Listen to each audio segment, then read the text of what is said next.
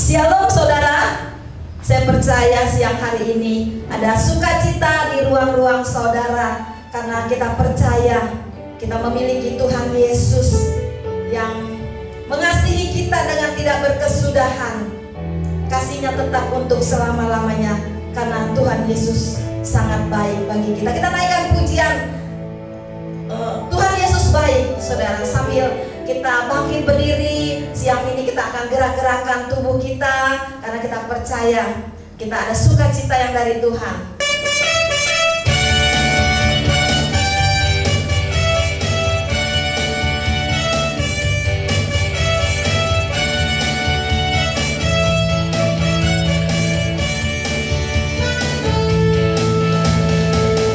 Tiada berkesudahan kasih setiamu Tuhan, selalu baru rahmat-Mu bagiku. Hari berganti hari, tetap kulihat kasih-Mu, tak pernah berakhir di hidupku. Tuhan Yesus baik, sungguh amat baik, untuk selama-lamanya. Tuhan Yesus baik, tiada berkesudahan kasih setiamu Tuhan, selalu baru rahmat-Mu bagiku. Hari berganti hari, tetap kulihat kasih-Mu, tak pernah berakhir di hidupku. Tuhan Yesus baik, sungguh amat baik, untuk selama-lamanya. Tuhan Yesus baik, Tuhan Yesus baik, Tuhan Yesus baik, sungguh amat baik, untuk selama-lamanya. Tuhan Yesus baik, Tuhan Yesus baik, sungguh amat baik, untuk selama-lamanya. Tuhan Yesus baik, Tuhan Yesus baik, Tuhan Yesus baik, sungguh amat baik, untuk selama-lamanya. Tuhan Yesus baik, dari selama-lamanya, dari selama-lama sampai selama-lamanya. Tuhan Yesus baik. Kami beri kemuliaan saudara buat Tuhan Yesus kita yang terbaik di dalam kehidupan kita. Dia senantiasa memberikan yang terbaik buat kita, karena kita percaya rencana Tuhan bagi kita, rencana yang luar biasa untuk masa depan kehidupan kita. Saudara, pada siang hari ini kita mau mendekatkan diri kepada Tuhan. Kita mau menyembah, masuk di dalam hadirat-Nya. Kita ingin bersekutu dengan Tuhan. Kita percaya di dalam persekutuan tangan Tuhan pasti menjamah kehidupan kita. Kita naikkan pujian. Hanya dekat Allahku, rasa tenang hatiku, sebab Tuhan menyertai jalan-jalan kita sepanjang kehidupan kita.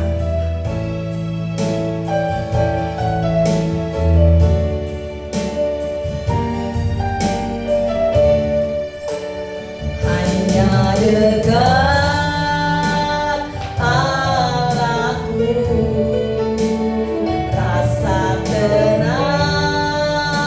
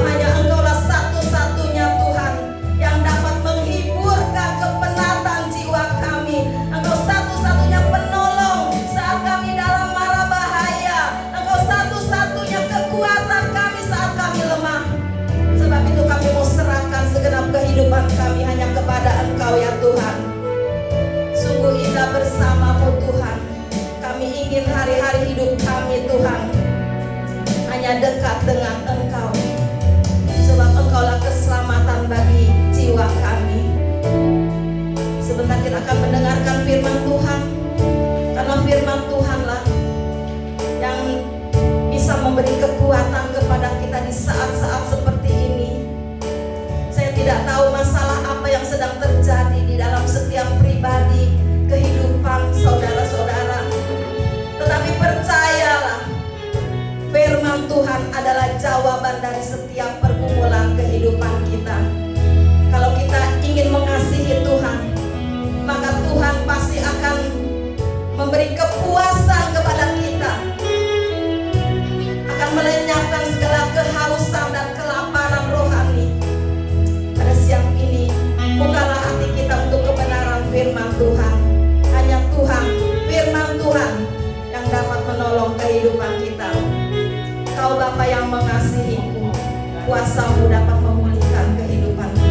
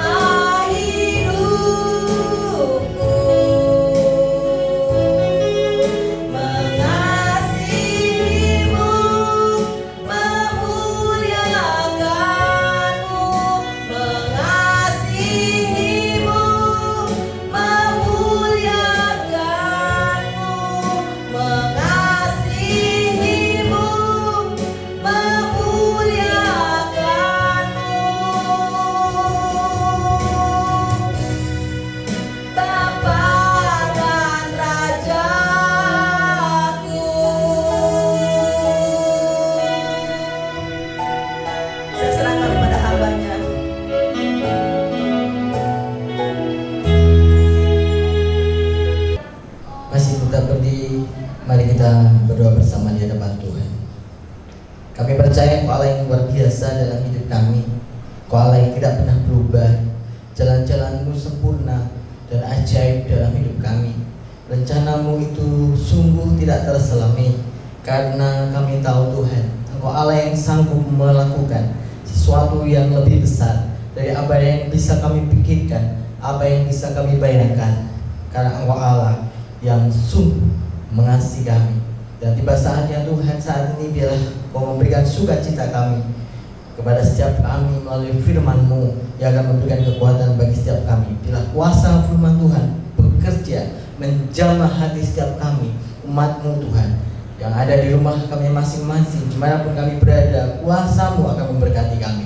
Dengan juga Tuhan, apa yang hamba-Mu sampaikan, biarlah seperti apa yang Engkau ingin sampaikan buat seluruh umat-Mu yang mendengarkan firman-Mu pada saat ini Tuhan. Ini kami Tuhan, kami siap untuk mendengarkan firman-Mu, baik hamba-hamba-Mu, baik hamba-Mu yang menyampaikan maupun setiap anak-anak-Mu yang mengikuti ibadah online saat ini Tuhan. Berkati setiap kami dengan kekuatan yang luar biasa dari firman-Mu. Dalam nama Tuhan Yesus Kristus kami siap untuk mendengarkan firman-Mu. Haleluya. Amin. Silakan duduk saudara. Shalom. Puji nama Tuhan, saya boleh berada kembali untuk menyampaikan firman Tuhan dalam ibadah online pada saat ini saudara. Dan saya percaya Tuhan itu adalah Allah yang baik dalam kehidupan kita. Tuhan senantiasa menegur setiap kita. Tuhan senantiasa membimbing langkah-langkah kita. Bahkan Tuhan melakukan perkara-perkara yang luar biasa dalam kehidupan kita masing-masing. Baik saudara, saya ingin setiap kita untuk membuka Alkitab kita yang ingin saya ambilkan pada saat ini dalam Mazmur pasal yang ke-51 ayat yang pertama sampai dengan ayat yang ke-15. Mazmur pasal yang ke-51 ayat yang pertama sampai dengan ayat yang ke-15. Demikian firman Tuhan.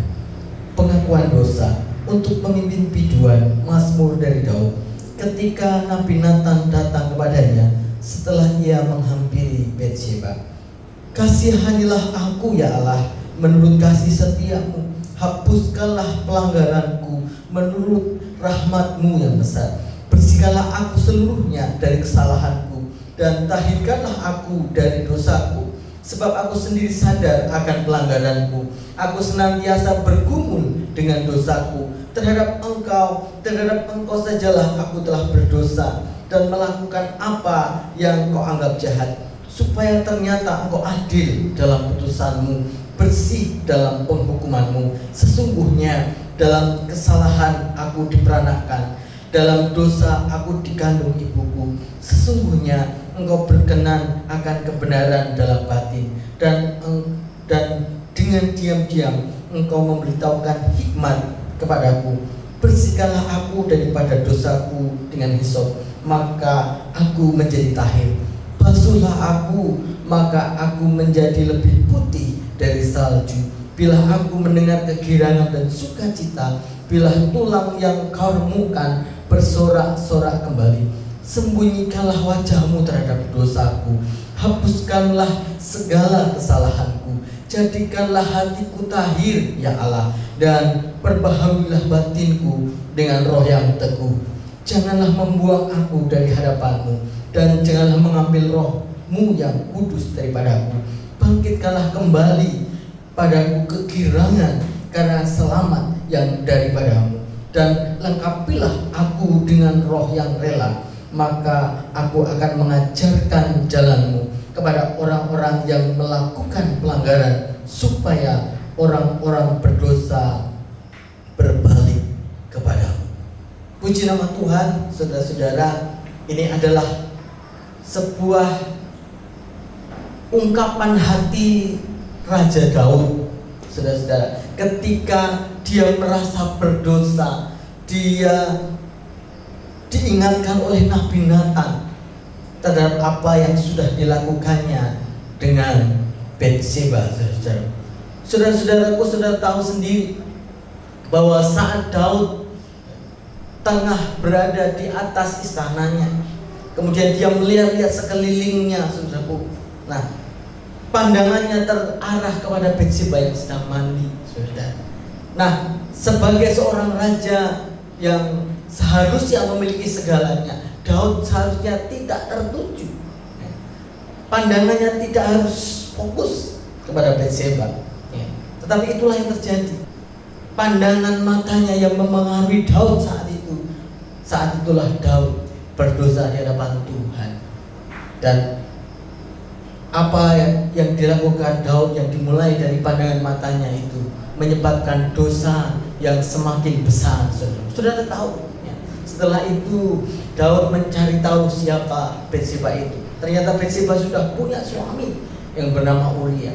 Kemudian Daud punya cara bagaimana supaya dia bisa mengambil Batsheba dan menyingkirkan suaminya. Dan ketika itu terjadi, apa yang dilakukan oleh Daud?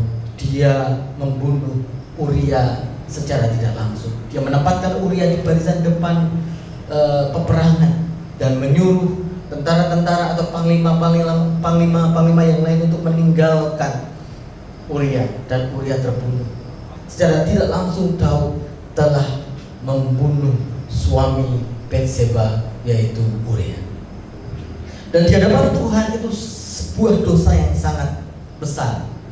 Sehingga Nabi Nathan berkata kepada Daud, "Daud, kamu bersalah di hadapan Tuhan." Dan ketika ditegur oleh Nabi Nathan, Daud tidak berusaha untuk mengelak, tetapi dia menyadari kesalahannya.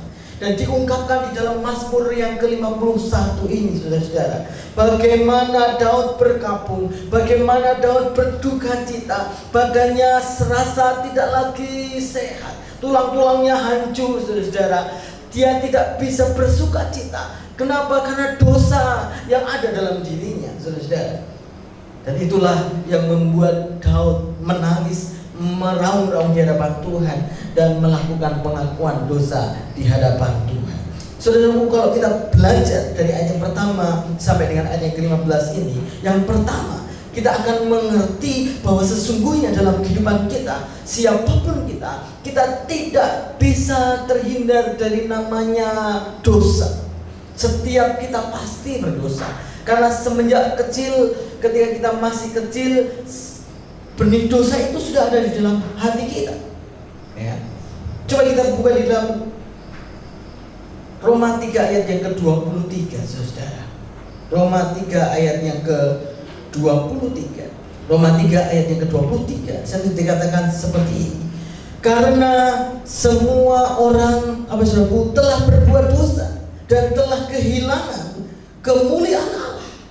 Itu artinya tidak ada seorang pun benar di muka dunia ini, saudara. Semua orang, setiap kita sudah berdosa dan telah kehilangan kemuliaan Tuhan. Sehingga tidak heran kalau anak-anak kita yang kecil, yang tidak pernah kita ajari untuk mencuri, dia bisa mencuri. Anak-anak kita yang kecil yang tidak pernah kita ajari untuk berbohong, tiba saatnya pasti dia akan bisa berbohong. Kenapa? Karena benih dosa itu sudah ada dalam hidup kita. Ketika Adam berbuat dosa, ketika Adam dan Hawa berbuat dosa di hadapan Tuhan, maka seluruh umat manusia yang ada di dunia ini menjadi berdosa. Sehingga tepat kata firman Tuhan dalam Roma 3 ayat ke-23, karena semua orang telah berbuat dosa dan telah kehilangan kemuliaan Allah.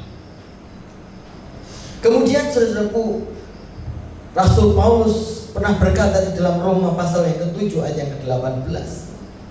Kita baca, saudaraku, Roma pasal yang ke-7 ayat yang ke-18 sampai dengan 26. Roma 7 ayat yang ke-18 sampai 26. Demikian firman Tuhan, sebab aku tahu bahwa di dalam aku, yaitu di dalam aku sebagai manusia, tidak ada sesuatu yang baik. Sebab kehendak memang ada di dalam aku, tetapi bukan hal berbuat apa yang baik, kata Paulus. Ayat selanjutnya, sebab bukan apa yang aku kehendaki itu yang baik, yaitu yang baik yang aku perbuat, melainkan apa yang tidak aku kehendaki, yaitu yang jahat yang aku perbuat. Jadi Jadi jika aku berbuat apa yang tidak aku kehendaki, maka bukan lagi aku yang memperbuatnya, tetapi dosa yang diam di dalam aku. Demikianlah aku dapat dihukum ini, jika aku menghendaki berbuat apa yang baik, yang jahat itu ada padaku.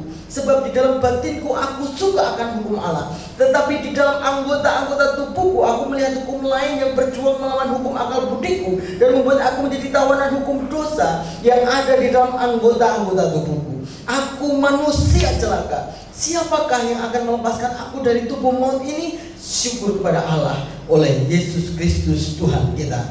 Jadi dengan akal budiku aku melayani hukum Allah, tetapi dengan tubuh insaniku aku melayani hukum dosa. Jelas sekali saudaraku, Paulus sendiri mengatakan, Paulus yang adalah seorang rasul, dia berkata seperti ini, aku ingin melakukan apa yang baik, tetapi justru apa yang tidak baik itu yang aku lakukan. Itu semua karena dosa.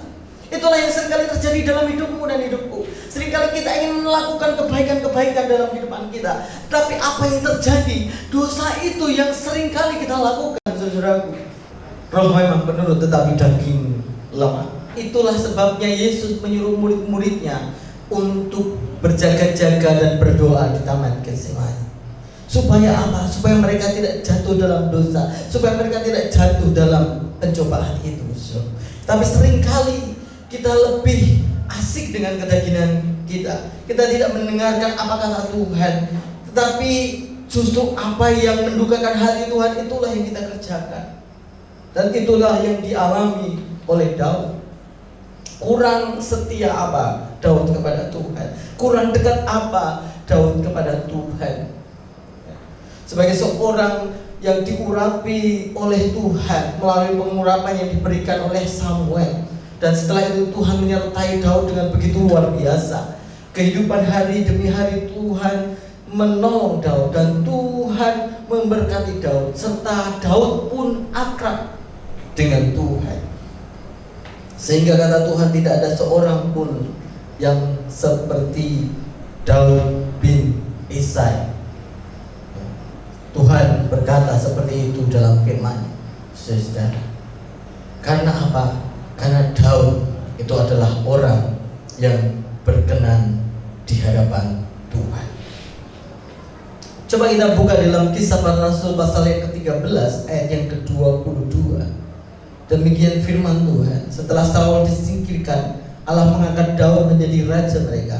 Tentang Daud Allah telah menyatakan, aku telah mendapat Daud bin Isai, seorang yang berkenan di hatiku dan yang melakukan segala kehendak.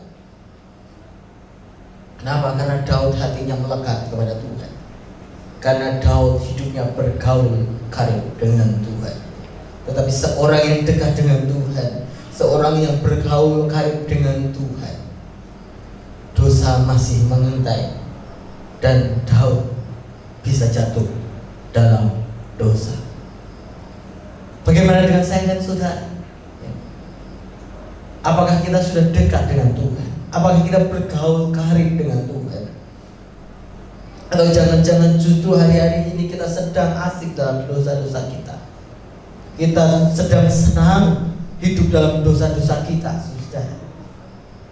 Tetapi Tuhan ingin katakan pada saat ini, kita harus menyadari akan segala kekurangan kita, akan segala dosa-dosa yang kita perbuat, dan kita boleh kembali kepada Tuhan, saudara. Seperti Raja Daud yang menyesal akan dosa yang dia sudah lakukan, saudara. Jadi saudaraku, kita bisa mengerti bahwa kita itu adalah manusia yang berdosa. Tidak ada seorang pun yang hidup benar di hadapan Tuhan. Kita manusia celaka.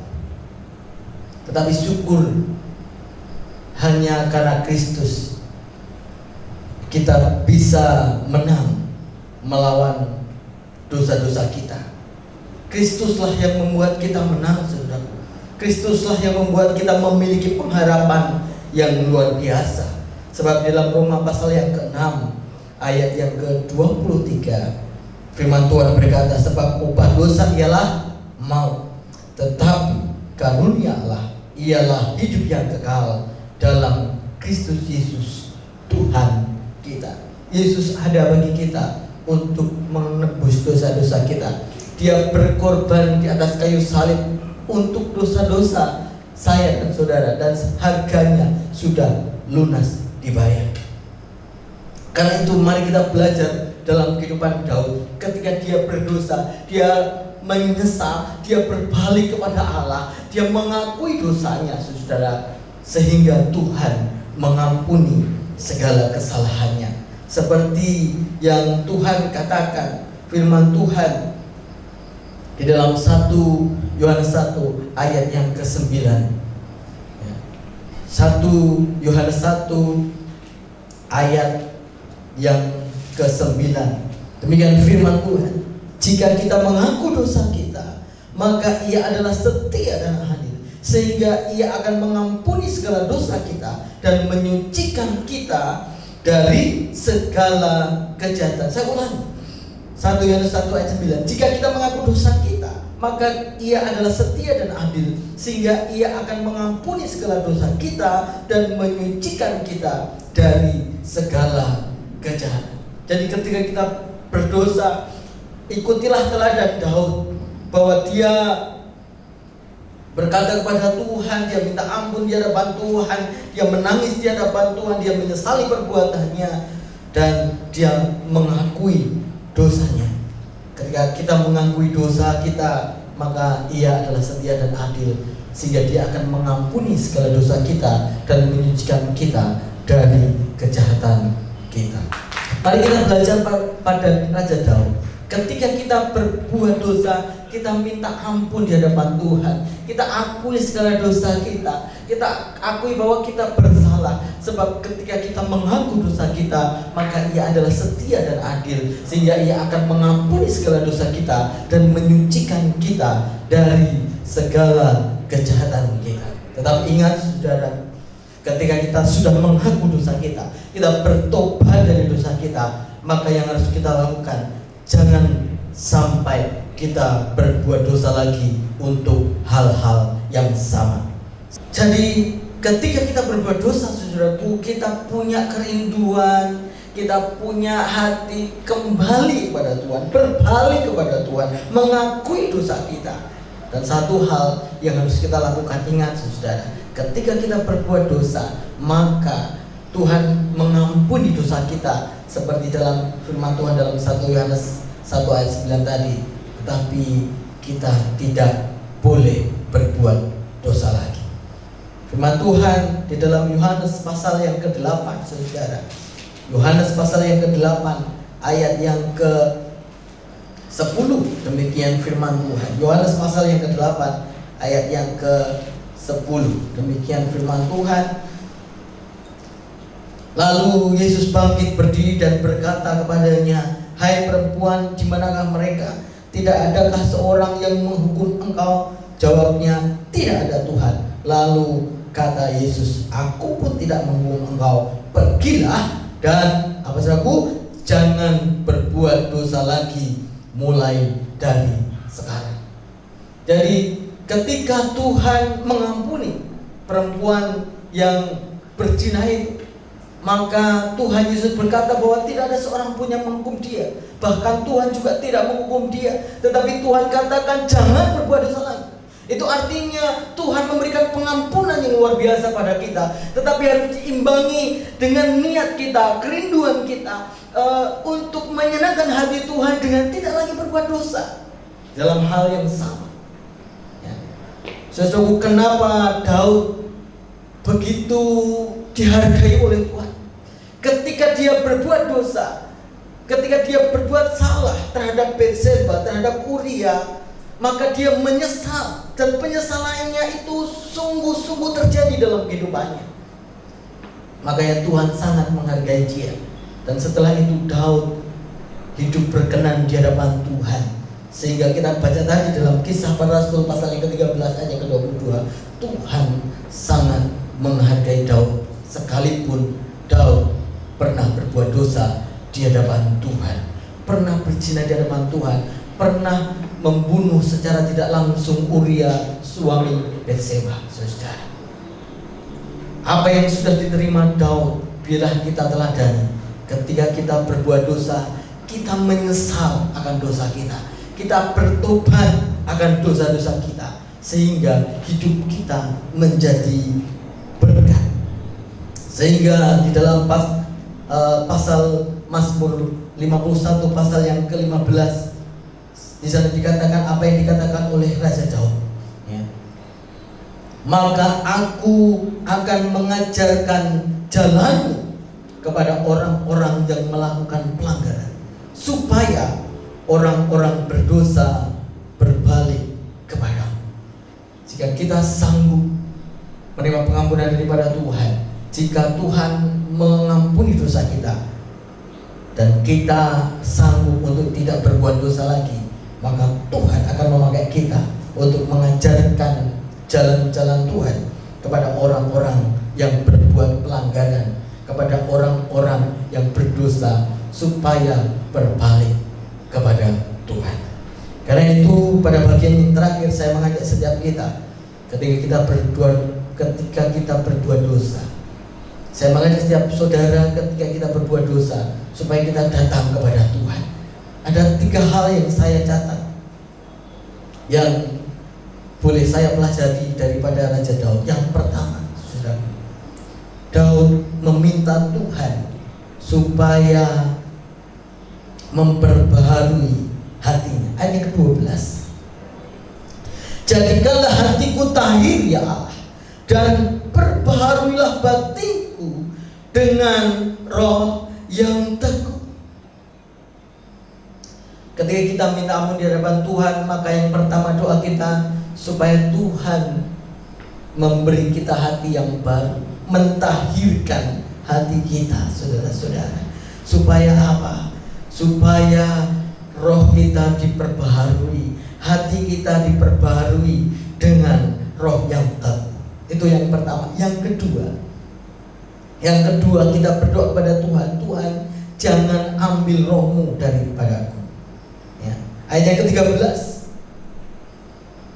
janganlah membuang aku dari hadapanmu, dan janganlah mengambil rohmu yang kudus daripadaku.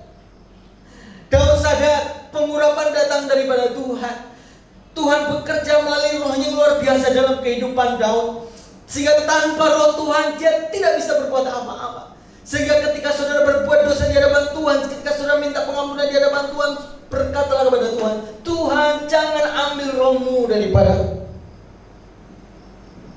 supaya roh Tuhan tetap berkuasa di dalam hidup kita. Karena hidup kita itu adalah bait roh Allah yang hidup. Supaya roh Tuhan tidak meninggalkan kita, kita tetap berada di dalam hadirat Tuhan. Supaya Tuhan tetap menjagai kita di dalam hadiratnya, saudara. Sehingga saudara bisa tahu, ketika roh Tuhan bekerja pada Daud, dia menjadi raja yang luar biasa, mengalahkan ribuan musuh, bisa mengampuni Saul dan sebagainya, melakukan perkara-perkara yang luar biasa. Dan Tuhan sangat menghargai Daud.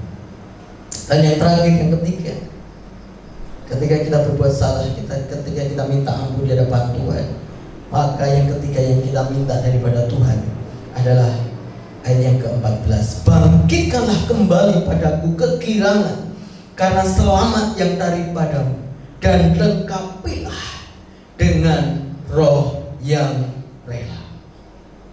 Yang ketiga, biar kita minta kepada Tuhan supaya Tuhan membangkitkan sukacita kita, Tuhan membangkitkan damai sejahtera kita, dan kita diberi roh yang rela untuk melayani Tuhan, sehingga damai sejahtera, sukacita ilahi, kekuatan daripada Tuhan akan turun dalam kehidupan kita. Jika itu terjadi dalam kehidupan kita, maka kita akan sanggup melakukan seperti Daud. Kita akan mengajarkan jalan-jalan kepada orang-orang yang berbuat salah, supaya mereka berbalik kepada Tuhan. Ketika saudara rindu melihat saudara-saudara yang belum diselamatkan, ketika saudara rindu melihat saudaramu, orang tuamu, anak-anakmu, menantu, atau siapapun yang belum percaya pada Tuhan, dan engkau ingin hidup mereka diubahkan, ya, maka ketiga hal itulah yang harus saudara minta di hadapan Tuhan, supaya Tuhan memperbarui hati saudara, supaya Tuhan tidak mengambil rohnya dari hidup saudara, dan supaya Tuhan membangkitkan sukacita, keselamatan daripadanya, damai sejahtera, dan saudara memiliki hati yang rela untuk menjangkau jiwa-jiwa, untuk melayani pekerjaan Tuhan. Ketika itu terjadi, saya percaya kita akan dipakai Tuhan untuk menjangkau orang-orang yang terhilang, keluarga kita, orang-orang yang dekat dengan kita, rekan sepelayanan yang mungkin sudah undur dari hadapan Tuhan, ataupun teman-teman di pekerjaan kita, di kampus kita, tetangga kanan kiri kita, supaya mereka yang berdosa, mereka yang melakukan kejahatan, mereka yang melakukan pelanggaran di hadapan Tuhan, mereka boleh berbalik kepada Tuhan, mengenal Tuhan sebagai Tuhan dan Juru Selamat di dalam hidup mereka. Amin. Untuk firman Tuhan, saya undang setiap kita bangkit berdiri bersama-sama di hadapan Tuhan. Kita akan angkat satu pujian.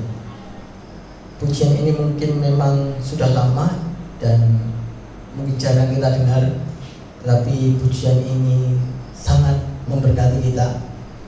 Kita akan datang ke hadapan Tuhan. Makasih Tuhan. Beri setiap kami hati yang baru Tuhan.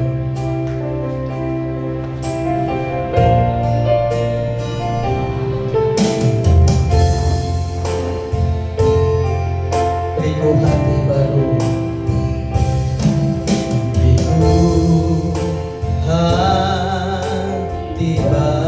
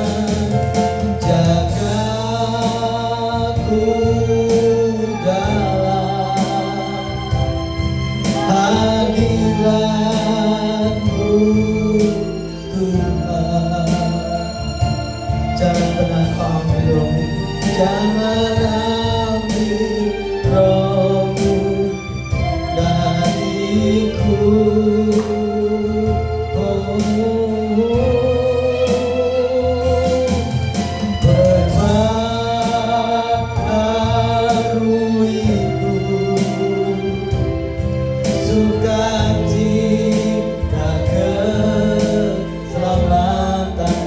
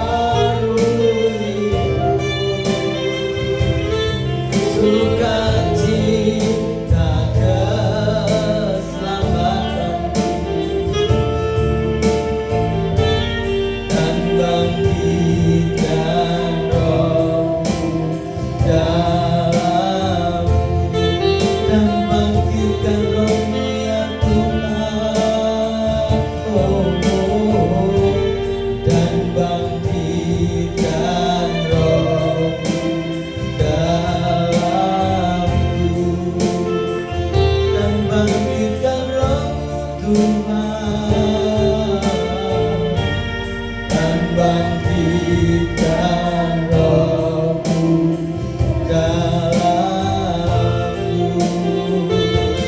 Mari kita datang pada Tuhan sembah Dia.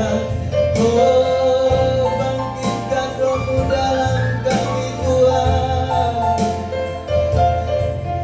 Beri kami hati yang baru. Jangan ambil rohmu dariku Tuhan. Ampuni kami atas segala pelanggaran. Jadikan kami taat di hadapan-Mu Tuhan. Karena kami tahu Tuhan, pengampunan-Mu yang memulihkan kami Tuhan. Nyatakan pengampunan-Mu Tuhan, nyatakan pemulihan-Mu bagi kami Tuhan. Haleluya. Jangan Kau ambil roh dariku Tuhan. Bangkitkan terus sukacita karena keselamatan yang daripada Tuhan. Pulihkanlah kami Tuhan, sebagaimana Engkau memulihkan kami. Biarlah kuasa-Mu yang memulihkan setiap kami Tuhan. Haleluya. Kami sadar akan pelanggaran kami Tuhan. Kami sadar akan kesalahan kami. Kepadamu sajalah kami berdosa dan bersalah Tuhan. Pulihkanlah umat-Mu Tuhan. Pulihkanlah umat-Mu Tuhan. Terima kasih Tuhan. Pengampunan daripada Allah Maha Esa, pemulihan daripada Tuhan turun atas setiap kami. Mengampuni, menghapuskan setiap dosa kami. Dan biarlah kami menjadi orang-orang yang bangkit di dalam Tuhan. Karena kami tahu Tuhan, pada saat ini Tuhan sedang berkarya untuk mengampuni setiap kami, untuk memulihkan setiap kami. Kami percaya Tuhan, saat ini hati-hati yang baru boleh terjadi, kasih yang baru boleh mengalir melalui ibadah kami pada saat ini, sehingga setiap kami memiliki hati yang baru. Demikian juga Tuhan, biarlah kami Kau jagai di dalam hadirat-Mu Tuhan, supaya roh-Mu tidak pernah beranjak dalam hidup kami, tetapi roh-Mu tetap ada di dalam kami dan mengerjakan perkara-perkara yang luar biasa di dalam Tuhan. Dan bangkitkanlah sukacita, keselamatan yang kami terima daripada Tuhan, sehingga sukacita itulah akan memenuhi hati kami. Damai sejahtera-Mu turun atas setiap kami. Dan biarlah kami orang-orang yang sudah berdosa di hadapan Tuhan, kami akan bangkit menjadi orang-orang yang luar biasa. Bahkan kami akan memberkati orang-orang yang berbuat salah di hadapan Tuhan dan membawa mereka ke dalam hadirat Tuhan, memperoleh persekutuan kembali bersama-sama dengan Tuhan. Terima kasih Tuhan, hamba-Mu sudah selesai menyampaikan kebenaran firman Tuhan, tetapi kami percaya kuasa firman Tuhan tidak pernah berubah di dalam hidup kami. Terima kasih untuk kebenaran firman Tuhan yang menegur setiap kami, yang menguatkan setiap kami, supaya kami boleh belajar dari seorang Daud yang luar biasa di hadapan Tuhan. Di dalam nama Tuhan Yesus Kristus kami berdoa dan kami bersyukur. Haleluya. Amin. Puji nama Tuhan. Saudara, saya akan memberikan pengumuman. Mulai bulan Oktober kita akan melakukan ibadah tatap muka. Jadi seperti sebelumnya, sebelum PPKM. Jadi minggu pertama kita akan ibadah online di GBI Perigi. Kemudian GBI Kelor akan mengikuti secara online. Jadi ibadah tatap muka minggu pertama di GBI Perigi jam 10. Kemudian jemaat di GBI Kelor akan mengikuti secara online pada sore harinya. Demikian juga akan dilakukan hal yang sama untuk minggu berikutnya. Jadi minggu yang kedua kita akan ibadah secara tatap muka di Kelor jam 10 pagi. Kemudian sore harinya jemaat Tuhan yang ada di GPI Perigi dapat mengikuti secara online. Dan kita berdoa, kita akan tetap melakukan ibadah kita dengan tetap menjaga protokol kesehatan. Kita berdoa supaya kuasa Tuhan turun, sehingga ketika kita bersuka cita dalam ibadah tatap muka, maka kuasa Tuhan mengalir dan kita semua tetap dijagai Tuhan ketika kita melakukan prokes kesehatan, sehingga ibadah boleh berjalan dengan baik dan tidak ada seorang pun di antara kita yang terpapar virus COVID-19, karena kita semua melakukan protokol kesehatan dengan baik. Siapkanlah diri saudara untuk mempersiapkan diri dalam ibadah tatap muka yang akan kita lakukan di bulan Oktober. Baik, mari kita bangkit beri bersama-sama. Kita bersyukur untuk kebaikan Tuhan. Kami memuji kebesaran-Mu, ajaib Tuhan, ajaib Tuhan. Haleluya Tuhan. Kami bersyukur untuk kebaikan Tuhan dalam hidup kami.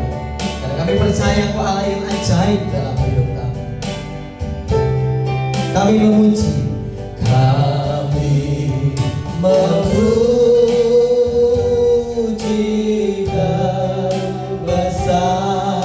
kebesaran-Mu, ajaib Tuhan, ajaib Tuhan.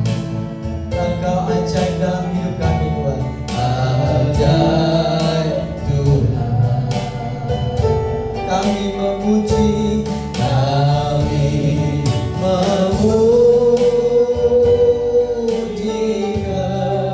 kebesaran-Mu, ajaib Tuhan, ajaib Tuhan, ajaib Tuhan, ajaib Tuhan, ajaib Tuhan.